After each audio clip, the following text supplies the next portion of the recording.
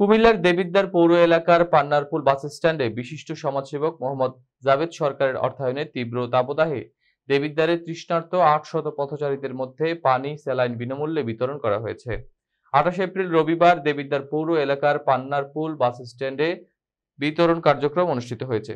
এ সময় উপস্থিত ছিলেন দেবিদ্বারের বিশিষ্ট রাজনীতিবিদ মোহাম্মদ লুৎফর রহমান, পৌরসভার যুবলীগের সহসভাপতি মোহাম্মদ আলামিন খান, পৌর স্বেচ্ছাসেবক লীগের সভাপতি মোহাম্মদ আব্দুল আলিম, ছাত্রলীগ নেতা মোহাম্মদ সিয়াম, মোহাম্মদ হানিফ, মোহাম্মদ ওমর ফারুক, মোহাম্মদ ইয়াকুব মিয়া ও মোহাম্মদ আলমগীর হোসেন প্রমুখ। এ সময় বিশিষ্ট সমাজসেবক মোহাম্মদ জাভেদ সরকার বলেন, তীব্র তাপদাহ ও গরমে সাধারণ জনগণ দৈনন্দিন কাজ করতে কষ্ট হচ্ছে। পথচারী ও সাধারণ জনগণের স্বার্থে আমাদের এই কার্যক্রম টানা চলবে। আমাদের এই শরবত বিতরণ